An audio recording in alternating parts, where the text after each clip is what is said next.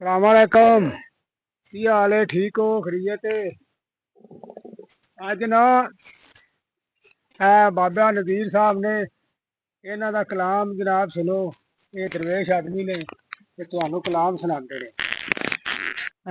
नशक ते मगर जो नशर होया पर्दा उन्हों का किसी ने पाल ना की। वो जेड़े तीर थी आप शहीद होए सूलिए उन्होंने किसी ने चाड़ ना की। जेड़े जिन्हों के बूटे इश्क लुटे झुगे उन्होंने किसी बुझार ने की। ऐन इश्क दे मगर जो नशर होया पर ऐन इश्क प्यारिया उखड़ा ही मते सौखड़ा वेख के भुल जावे। वो इश्क झूलदा मैं ते मारियां ते मते गलियां पै के रोल जा। इश्क झूलदा मासियां रत्तियां ते मते नाल ते फेरियां तोल जा। मुझ बूटिया ने उन्होंने दी रात डाडी मते हस्तियां वेख के आंदा काफ कम कंध्यारदा है औखा मिट्टी पट के घर लै जामदा है।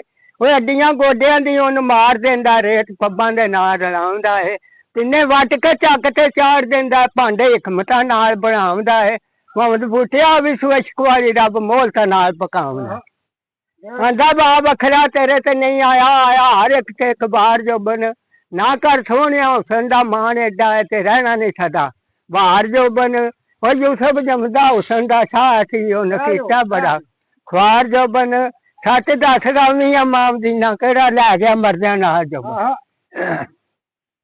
आंदा दाल दौलतां दा जिन मान होवे उत्थे नाल गरीब दे बोलदा ही नहीं। जड़ियां हट्टियां ते सौदा इश्क वाला कोल गया बाजू पूरा तोलदा ही नहीं। मोहम्मद बूटिया बुल बुला लैन थरले माली चमन वाला बुआ खोलदा ही नहीं। काफ काफर होई सोने यार पिछे रद्दी गई था दीन सलाम बिचू। और शाम वेंदे शाम कदा होई गई भुल नमाज ध्यान बिचू। चढ़ी शौक शराब दियान मस्ती कलमा कवा मैं केड़ी जबान बिचू। मोहम्मद बूटिया यार दी बेसूरत दियां सूरतां भुल कुरान।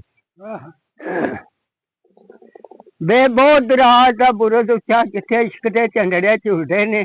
और फिर निकालड़े मातमी बेस करके आशक भौर मस्ताक जिवें फुलदे ने। बड़े इश्क दे बूटिया नहीं छुटते गलों दुलफ दे नीर ना खुलदे ने। आंदा बेबंद के पार तैयार किथा बेड़ी चढ़ना पहले पूर मियां। एक कवर दूंगी दूजी शामी सौड़ी त्रीजा मरना है ला जरूर मियां। अगे लान फड़ियां पिछे पान मिट्टी लांदे छोपे ने पूरा दे पूर मियां। जदू रूहां ते बुतां दा मेल होना जन्ने चढ़ना पाक रसूल मियां।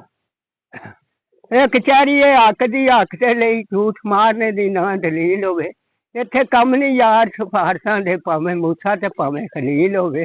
जेड़ा हक दा फैसला हो जाए होनी उस दी की अपील होवे। पर रफीक मुकदमा क्यों आ रहा जिदी तरफों मोहम्मद वकील पिछा हट मुला की शरा रखे शरा नाल फकीर दे रही हुई है। तेनू अपनी शरा दा ख्याल मुला थान पीर मनान दी पई हुई है। अग दोदकां दी की साड़ ने मोमना नू गल साफ कुरान जे कही हुई है। पर रफीक साडियां बख्शिशां दी जिम्मेवारी मोहम्मद ने लई है। बेबांग मेरी नबी रसूल वाली मोमन उस मसीत नू जामदे ने। और बुजू साज गुनाह थी पाक हुंदे मुंह कलमे दा जिक्र उठावदे ने। जेड़े उठ जमात ते जा रखदे हो भी रब रसूल आमदे ने। मसला पुछिए अबुल शाह कोलों बेनमाज किवें पिछू तां